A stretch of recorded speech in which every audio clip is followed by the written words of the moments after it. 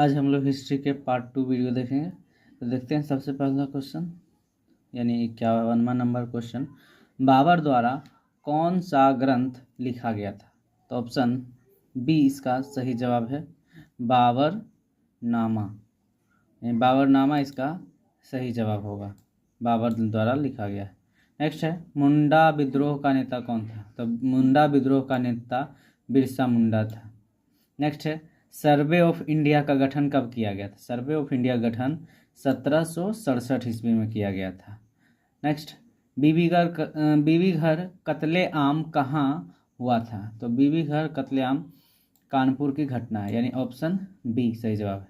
1857 के विद्रोह को किसने राष्ट्रीय विद्रोह कहा है?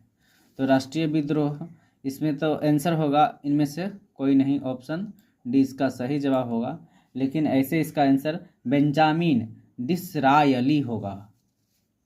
अगला क्वेश्चन देखते हैं, जीतल किस धातु का होता था? तो जीतल तांबे का होता था। नेक्स्ट देखेंगे, मौर्य काल का प्रसिद्ध यूनानी यात्री कौन था? तो मौर्य काल का प्रसिद्ध यूनानी यात्री मेगास्थनीज था। तो ऑप्शन बी इसका सही जवाब। नेक्स्ट है, अंगुत्तर निकाय के अनुसार महाजन पदों की संख्या कितनी थी? तो महाजन पदों की संख्या 16, ऑप्शन 20 का सही जवाब है।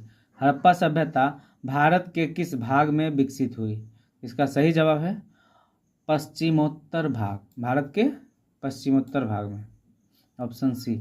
नेक्स्ट है, लोथल किस नदी के किनारे थी? तो लोथल भोगवा नदी के किनारे, ऑप्शन सी इसका सही जवाब है। नेक्स्ट है, मौर्य काल का प्रथम शासक कौन था? तो इसका ऑप्शन बी सही जवाब है, चंद्रगुप्त मौर्य। कनिष्क का राज्यारोहण कब हुआ था?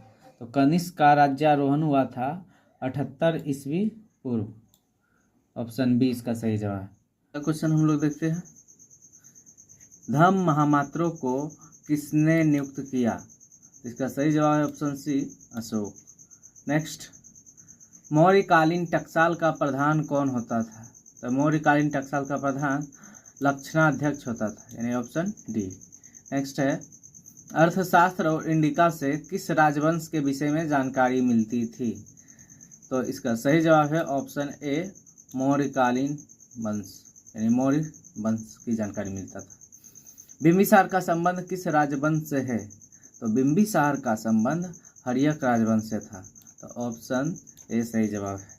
महाभारत को किसने लिखा? तो महाभारत वेद व्यास जी के द्वारा लिखा गया था, महर्षि Ved Vyas, option D. Next है, महाभारत के आदि पर्व के किस अध्याय में भीष्म द्वारा 8 प्रकार के विवाहों का वर्णन है? तो इसका सही जवाब है ऑप्शन सी, 102वें अध्याय। 102वें अध्याय में भीष्म द्वारा 8 प्रकार के विवाहों का वर्णन किया गया है। नेक्स्ट है, श्रीमद् भागवत गीता के महत्व पर किसने विचार व्यक्त किया है? तो इन सभी ने विचार व्यक्त किया है, यानी ऑप्शन डी सही जवाब हो जाएगा। दुर्योधन की माँ कौन थी? तो दुर्योधन की माँ गांधारी थी, ऑप्शन ए इसका सही जवाब हो जाएगा। नेक्स्ट है, स्तूप का संबंध किस धर्म से है? तो स्तूप का संबंध बौद्ध धर्म से है, तो ऑप्शन ए इसका सही जवाब। महात्मा बुद्ध को ज्ञान की प्राप्ति कहाँ हुई? महात्मा बुद्ध को ज्ञान की प्राप्ति बोधगया में हुई थी, ऑप्शन बी इसका सही जवाब है। नेक्स्ट है, बुद्ध का सारनाथ में दिया गया प्रथम प्रवचन क्या कहलाता है? तो बुद्ध द्वारा दिया गया प्रथम प्रवचन कहलाता है धर्म चक्र प्रवर्तन, ऑप्शन बी इसका सही जवाब है। नेक्स्ट है, बाणभट्ट ने कादम्बरी ग्रंथ में किस संप्रदाय का उल्लेख किया था? बाणभट्ट ने कादम्बरी ग्रंथ में पाशुपत संप्रदाय का उल्लेख किया था, ऑप्शन डी इसका सही जवाब है। अगला क्वेश्चन देखते हैं, बौद्ध परंपरा में अशोक ने कितने स्तूप बनवाए? तो इसका सही जवाब है ऑप्शन डी, 84,000। नेक्स्ट है, तृतीय बौद्ध संगीति का आयोजन कहाँ हुआ था? तृतीय बौद्ध संगीति का आयोजन पाटलिपुत्र में हुआ था, ऑप्शन बी इसका सही जवाब है। अगला क्वेश्चन, महात्मा बुद्ध का जन्म कहाँ हुआ था? तो महात्मा बुद्ध का जन्म कपिलवस्तु के लुम्बिनी नामक ग्राम में, यानी ऑप्शन डी इसका सही जवाब है। दिल्ली से दौलताबाद किस शासक ने अपनी राजधानी परिवर्तित किया था? तो मोहम्मद बिन तुगलक दिल्ली से दौलताबाद अपनी राजधानी परिवर्तित किया था। नेक्स्ट क्वेश्चन देखते हैं, अल बरूनी भारत में जिस शताब्दी में आया था वह थी? तो वह 11वीं शताब्दी थी। तो ऑप्शन ए इसका सही जवाब हो जाएगा। नेक्स्ट है, तहकीकाते हिंद में किसका यात्रा वृत्तांत लिखा है? तहकीकाते हिंद में अलबरूनी का यात्रा वृत्तांत मिलता है। ऑप्शन ए इसका सही जवाब है। नेक्स्ट, मध्ययुगीन यात्रियों का सरताज किसे कहा जाता है? मध्ययुगीन यात्रियों का सरताज मार्को पोलो को कहा जाता है। ऑप्शन बी इसका सही जवाब है। नेक्स्ट है, हुमायूं के दरबार में कौन अफ्रीकी यात्री भारत आया था? इसका सही जवाब होगा इनमें से कोई नहीं, यानी इसका जवाब जानना चाहें तो इब्न बतूता होता है। नेक्स्ट है, तलवंडी किसका जन्म स्थान है? तलवंडी है नानक का जन्म स्थान। नेक्स्ट क्वेश्चन, आईने अकबरी किसने लिखा? तो आईने अकबरी लिखा गया है अबुल फजल के द्वारा।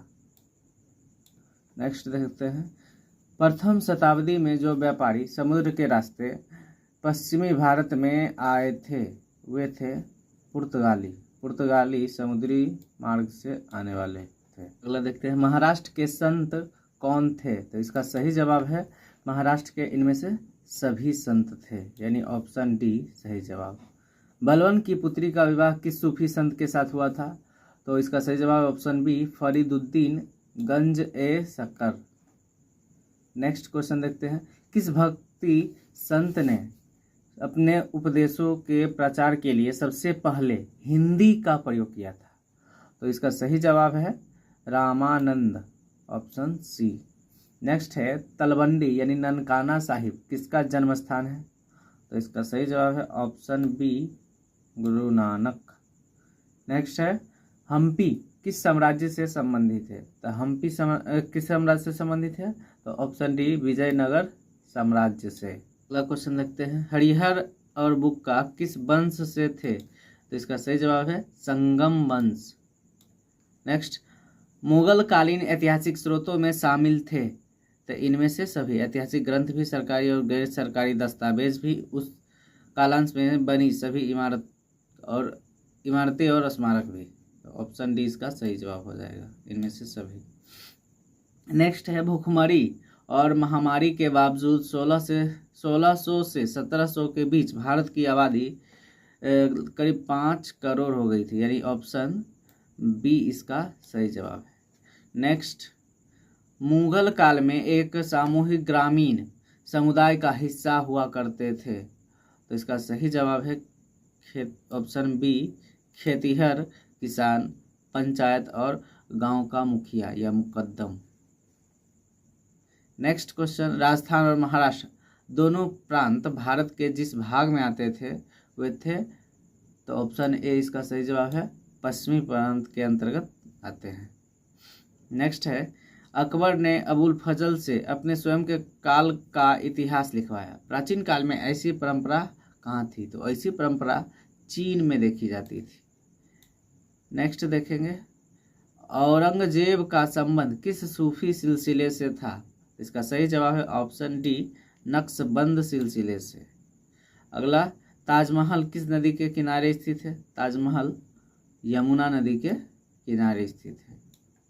नेक्स्ट देखेंगे, स्थापत्य का सबसे अधिक विकास किसके समय में हुआ है?